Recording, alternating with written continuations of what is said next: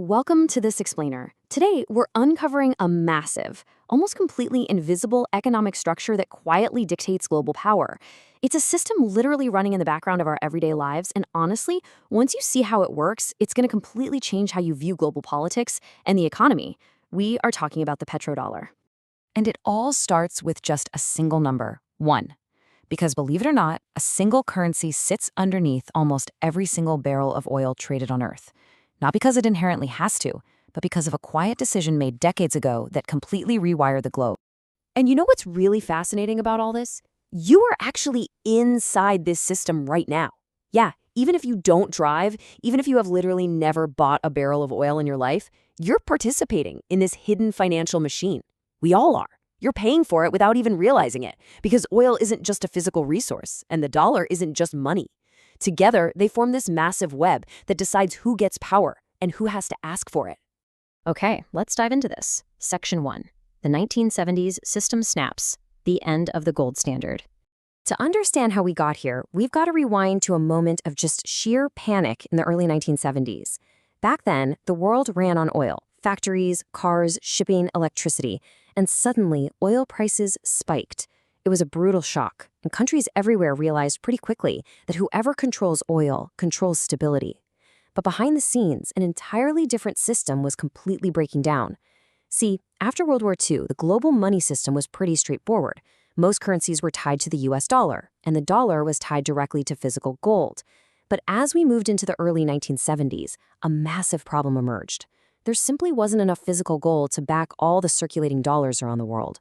The global system was bending under the weight of it all. And then, in 1971, it snapped entirely. The US pulled the plug on the gold standard. So, for the first time in modern history, money wasn't anchored to a physical limit anymore. It became what's called a fiat currency, which basically means money only has value because we all agree it does. And that is an incredibly dangerous pivot, right? Because human agreement can change fast. The US desperately needed a new anchor for global trust to keep the dollar powerful. So, quietly, through a series of agreements in the 1970s with the biggest oil-producing nations, a brand new deal was struck. All oil would be priced in US dollars. Always. No matter where you are in the world, if you want oil, you need dollars. The dollar effectively became the passport to energy, forever linking the world's most critical resource to American currency. Moving on to Section 2, the petrodollar loop, how energy powers the dollar. So how does this actually play out in practice? Well, it creates this unavoidable hidden chain. Step 1, let's say a country wants to grow its economy. So naturally, it needs oil for factories, transport, agriculture. Step 2, to get that oil, it absolutely must get dollars. Step 3, to get those dollars, it has to trade, export, or borrow within the global financial system. Suddenly, just wanting to build a local factory forces a country to plug directly into a currency system centered in the United States. But wait, what happens to all those billions of dollars the oil exporting countries rake in? I mean, they don't just shove them under a giant mattress, right? This initiates something called petrodollar recycling. The world buys oil with dollars, and the oil producers take those massive profits and invest them right back into US banks, US bonds, and US financial markets.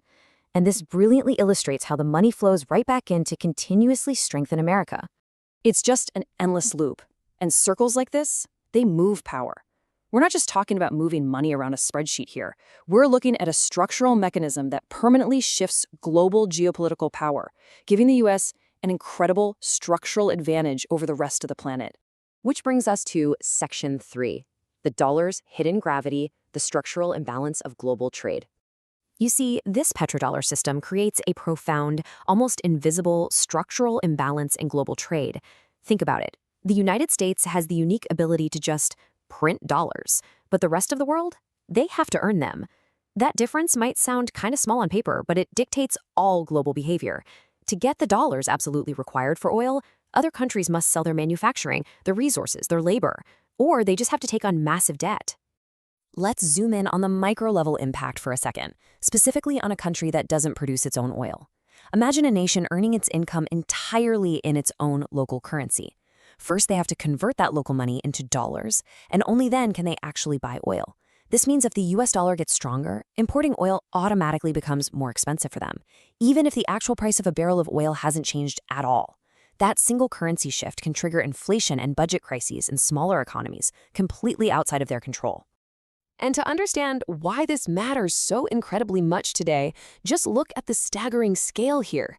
Roughly 80% of global oil transactions are still priced in US dollars. 80%. That means nearly every country on Earth is structurally linked to US monetary policy. US interest rates don't just affect America, they affect fuel prices in Asia, debt repayments in Africa, and food transport costs in Europe. Now, there's a massive geopolitical irony here that we absolutely have to point out. The US prints the world's primary oil currency, right? But it's also a major oil producer itself. That places the United States in a uniquely dominant position. It sits both inside the global energy system and completely above it at the exact same time. That takes us to Section 4, cracks in the system, pressure on the invisible chain. Because, systems like this don't stay simple forever. New global pressure points are forming as we speak. China is increasingly settling trade in its own currency or through swaps. Russia is actively experimenting with non-dollar energy trade, and OPEC nations occasionally signal shifts in their pricing strategies. Now, to be clear, each of these individual moves doesn't just break the system overnight. Routing around the dollar is incredibly slow and expensive because of the trust and liquidity the US built over decades. But these are very real pressure cracks forming in a foundation that is actively being tested. So the crucial point is this. True modern global power, it isn't just about controlling territory in a traditional historical way anymore. Power is infrastructure. It's about who sets the rules of settlement.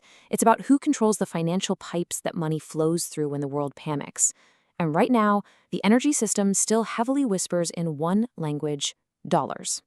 Even as the world transitions toward electric vehicles and renewable energy, this decades-old petrodollar system hasn't been completely replaced. Not at all. It's still there. It operates silently in the background, exactly like old computer software that every single modern program still secretly depends on to run. And that creates massive tension because economic systems produce a whole lot of friction when they're only halfway replaced. Which leaves us with the ultimate question. Does the dollar eventually lose its central role, or does it adapt and anchor itself to something entirely new? Because history shows us one thing very clearly. When the flow of energy and money changes direction, global power doesn't stay still. It moves right alongside it. The question is no longer whether this system matters, but how long it can remain the invisible backbone